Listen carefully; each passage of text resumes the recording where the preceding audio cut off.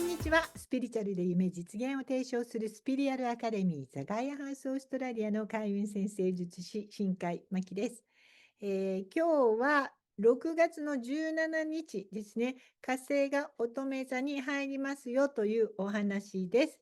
で、早速ですけれども、そのお話の前にいつも見ていただいてありがとうございます。ここにたどり着いてくださった皆さん、ありがとうございます。ぜひこの機会にチャンネル登録をして私とつながっていただくと嬉しいです。オーストラリアから、先生術の発信などをしております。そしてインスタグラムでも、毎週金曜日の朝開運ライブをしておりますので、そちらでも交流ができると嬉しいです。さらに、より先生術とかマニフェステーション、願望実現、コーチングメソッドなども提供しておりますが、についてはノートやブログなどで、記事で詳しく書いてありますので、よかったらそちらもご覧ください。さあ、では、蟹座じゃない、乙女座に火星が17日に移動しますせというお話なんですけれども、するとですね、実は蟹座の木星のはもう今、木星は蟹座の入ったところにいますので、そことはセクスタイルを取るということになりますよね。そして水亀座の冥王星も水亀座の最初の方にいますから、そことはクイーンカンクスっていう150度を取ります。ってことは、蟹座の木星と水亀座の冥王星もクイーンカンクスなので、先生術では最も強力なアスペクトと言われるヨッドっていう神の手と言われるアスペクトを作ることになります。さらに、お羊座の土星と海王星とはクイーンカンクスになりますから、蟹座の木星とはセクスタイル、つまりもう一個、ヨットができるということになります。ただ、これに関しては実は別動画で、この後21日に夏至になりまして、この夏至の太陽もこのヨットに月室では関わってきて、ものすごい今回夏至のエネルギーになりますよというところで詳しくこの2つのヨットについては話しているので、そちらを参考にしてください。で、今日は、乙女座火星時期について、振り切ってお話をしていきたいんですけれども、今回ですね、7月、7月の、6月の、すいません、17日に入ります、火星がね、乙女座に。そして8月の7日までいることになります。これが乙女座火星期ということになりますが、そしてですね、その間、アスペクトとしては、7月の7日にこの後双子座に天王星が入りますので、この2つの天体は、この期間、ほぼずっとスクエアを取るということになるんです。ですから、この影響をよく受ける、8月の7日までの1ヶ月半ぐらいですかっていうことで、ちょっとその注意点とかについて、今からお話をしたいと思います。で、まず火星はパッション、自己表現、自己主張、欲望、瞬発的なエネルギーとか考えずに突っ走る力、行動力そのもの、心に忠実に動くとか、そういうエネルギーを象徴する惑星です。で、一方、乙女座っていうのは今言ったのとちょっと正反対のように見えるところ、つまり考える力とか分析する力、分析力、コンテキスト、ストーリー性を見るとか、実務性だったり、効率の良さ、改善していく力とか、細部への細かいこだわり、慎重であるとか、評価したり、ジャッジしたり、エビデンスを求める、完璧主義。整理整頓大好きみたいな。こういうものを象徴してます。真逆なんですね。ですから、乙女座にいる時の火星は、ちょっと火星らしくないです。居心地の悪い感じでいる感じです。ですから、この時期の火星っていうのは、本来だったら情熱や行動力、バーンって外に行くんですけど、それを細部に向ける。で、物事を精査して整える方向に伝えたがるという、そういうエネルギーに変わります。ちょっと几帳面で完璧を求める、だけどそれをするほどに、すごくストイックなエネルギーみたいなものが生まれていくという感じがあります。それから火星は怒りというものを表現するんですが、この時期、怒りの感情が乙女座の言う正しさの仮面をかぶって他人に向けられるという、こういう傾向が強くなりますね。で、それによって思わぬ誤解とかトラブルとか起こりそうっていうのがちょっと懸念されるところ。自分の思いを表現する、行動で表現するんです、本当は火星は。だけど乙女座にいると行動じゃなくて、口で私の正しさ、自分の正しさを証明するために、正しさの追求っていうところに走る傾向があるんです。そうするとやっぱり口論とか、すごい議論からとんでもない問題に発展していく、慣れてないからねっていうところに気をつけたいところです。で、この火星がこの後双子座に入る天王星とスクエアを取りますから、これはなおさら問題は大きくなることが可能性としてありますね。この期間はすごくアクティブでありながらも、とにかく予想不可能な出来事っていうのが起こりやすい時期っていうことになります。で、これもなぜならば、天王星は変化、改革、革新、逸脱していくエネルギーとか自由奔放さ、突発性というものを象徴する天体で、それが双子座っていう情報のエリア、言葉のエリア、コミュニケーションエリア、多様性のエリア、マルチタスク、インターネットそのもの、SNS みたいなサインでスクエアを形成すると、何かこれまで完璧を求めて積み上げてきた自分の SNS が突然破壊されるとか、万に遭うとか、積み上げてきた計画が突然壊されるとか、予想外の出来事によって行動の計画が狂わされてしまうようなことが起こり得るということです。まあね、神経質な姿勢とか、自分の正しさ証明しようと言葉の一生懸命操ってるうちに、人間関係の摩擦を生むとか、信用を失うとか、そういうこともありえますから、やっぱり気をつけたいですし、小さいことに集中して、細かいことにこだわってるうちに、大きな情報の波に乗り遅れちゃうみたいなこともありますし、綿密に立てていた仕事のスケジュールが世の中の大きな変化によってもうそれは通用しなくなる。せっかくここまで来たのにみたいな、そういうことにはちょっと心の準備をしておくことが大事と思います。それからこの火星と天王星のスクエアっていうのは伝統的に事故、トラブル、怪我、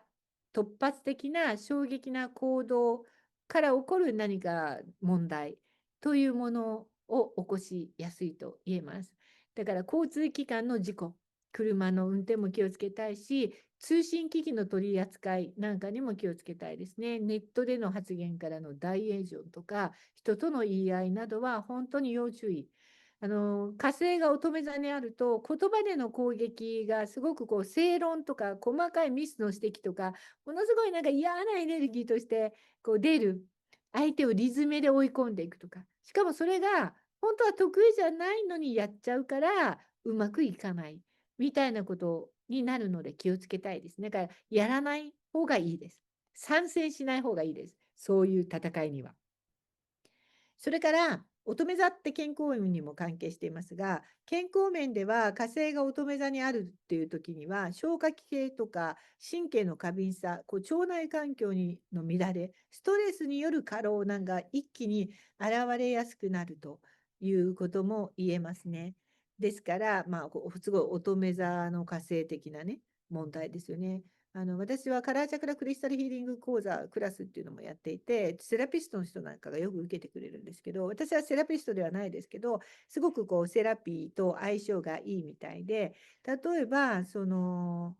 消化器系っていうのは第3チャクラに関係していて、第3チャクラのエネルギーが落ちてると消化器系の病気になりやすくて、第3チャクラのエネルギーが落ちる状態っていうのはすごくストレスな環境にある時とか、神経が過敏である時とかっていうふうにつながってるわけですよ。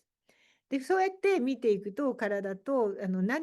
どこをセラピーすればいいのかっていう関係が分かりやすいということで、今回神経性のトラブルっていうのはものすごくね、気をつけた方がいいと思いますね。それからやっぱり天王星が絡んでるから急な体調不良とか、今までアレルギーじゃなかったものに急にアレルギー反応が出るとか、そういうのも気をつけていただきたいと思います。ですが、なんとかポジティブなところを見ていくとすると、この火星と天王星の組み合わせはうまく使うと創造的な破壊。だから破壊の後にはクリエイティビティが生まれてたりするじゃないですか。クリエイトするためには一回破壊しないといけなかったりもしますから、そういう創造的な破壊とか思考と行動の刷新、新しくしていくためのエネルギーっていうものは可能になると思います。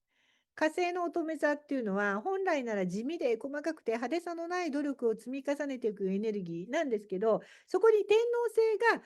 スクエアしてくれるので、革新性が加わることで、もうこうではいけないっていう思い込みを破壊しちゃおうとか、もっと楽にできるやり方とか、新しい方法論みたいなところに導いてくれる。そういう革命的な力となり得ると思います。で、特にこの天王星は双子座にあるから、SNS とか情報とかネットワーク、言葉、学び、移動すること、旅行、知的なエリア、そういうところでの刺激してのテーマが強調されるということですので、おすすめの行動としては、もう一度皆さんのこうであるべきに、人生で作り上げたマニュアルとか、ルーティンを見直しですね。いつも当たり前にやっている、その仕事の進め方とか、テクノロジーの使い方とか、そういうものを見直していくのにいいし、学び直し、細かく今まで学んできたものをもう一度細かく学び直すとか、スキルアップをして、レベルアップをしていくっていうこと。それからはやっぱり健康管理とルーティンの改善。やっぱり双子座が絡んでるので、文章化するとか、記録に残すとか、ジャーナリングですね。言葉として何か残していこうとすると、そこにアイデアが生まれてくるかもしれません。で、本当におすすめなのは、どんな突発的なトラブルが来ても、これは何か、これによってこの後いい方向に転ぶんだと、すごく楽観的に考える力、これを養っておくことがおすすめです。つまり、火星天王星のスクエア、あなたの行動の質を変えるチャンスとなり得ますよということです。今まで丁寧にやることが正しいと思ってきた人にとっては、そう速やかさとか即断即決の重要性を学ぶかもしれないし、逆に思いつきで動くことが多い人にとっては、計画性とか細部への配慮が必要なレッスンになるかもしれません。こうやって相反するものが相反する時にいる時は、ね、乙女座らしくない火星が乙女座の火星になっているということが、そのらしさは出しにくいけれども、逆の方向への可能性っていうものにも気づいていくっていうふうに捉えていくといいと思うんですね。で、乙女座っていうのは何よりも微調整の達人です。うまいですね、乙女座の人は。ちょこっと、そんなにぐちゃぐちゃにしなくても、ちょこっとこうするだけで、うわ、こんなにうまくいくじゃないみたいなアイデアも本当乙女座うまいです。ですから、そこに火星が入るので、積極的な調整をね、行えばいいと思います。天王星は未来の技術や発想とか、未来にもつながる力を持ってますから、この2つの緊張のストレス、スクエアっていうのも、今までやってきたことを改革するんだけれども、新しい視点を少し取り入れて調整しながら改革していくみたいな柔軟なやり方っていうのもとても可能な時期だと思います。いずれにしても皆さんが本当にやりたいことに向かって、より機能的で効率的で、より洗練された行動が取れるようなタイミング、これが乙女座火星期だと思いますから、細部を整えながらも柔軟性と創造性を忘れずにいてください。思いがけない偶然の出会いとか、ひらめきの中に未来の可能性の扉が開いていくかもしれません。ということで、このセプタグラムソウルジャーニーコーチングもその一つ。このね、最近、この新しい時代が本当に始まってるんだなと思います。YouTube を見てる方がたくさんセプタグラムのプラクティショナーに今お問い合わせがすごく増えてます。ずっとタロットやってきたんですけど、タロットも素晴らしいものですけどね、ずっと先生術もやってきたんですけれども、なんかそのカードだけで先生術のエネルギーの、ね、が占えるもの、タロットよりもポジティブなカードだけのそのセプタグラム、新しい時代のエネルギーやってみたいです、プラクティショナーになりますっていう人が増えておりまして、もちろん皆さんもウェルカムです。ぜひぜひ一回セッションを受けていただいて、これをね、私は日本で拡大したいけど、私は日本に住んでいないから、もうね、いろんな国でやっていっていただきたいと思っております。今度またオーストラリアでもプラクティショナーの皆さんたちと集まって、なんかイベントをね、やろうかと計画してるんですけれども、そうやって同志になっていただけると嬉しいです。ということで、このカードから今日も1枚メッセージを受け取っていきましょう。なんだろう。ジュピター、木星のカードが出ましたよ。ね、今火星の話をしてましたが、この火星が木星とセクスタイルを取っていく乙女座火星期ということですから、蟹座の木星ととても相性がいいですよね。蟹座の木星と乙女座の火星がこうタッグを組むと、思いやりとか、自分を大切にする力や自分の家族や友達を大切にする力が結局自分に戻ってきてウィンウィンの関係になって仲間全体がこうアップしていく。結局皆さん一人勝ちしたいわけでもなくて、自分が100点を取りたいわけでもなくて、とにかく自分が今より幸せになればいいわけですよね。他の人も幸せになってもいいわけですよね。それはそういうことなんですよ。ライバルを蹴落とす必要なんてない。そういうエネルギーが強くなっていく。そういう時期だと捉えると、今ちょうど言ったように皆さんもお仲間になって一緒に広めていったり、一緒に楽しい話をしたりする仲間がね、増えていくといい時期ではないかと思います。ということで、素敵な乙女座火星期をお過ごしください。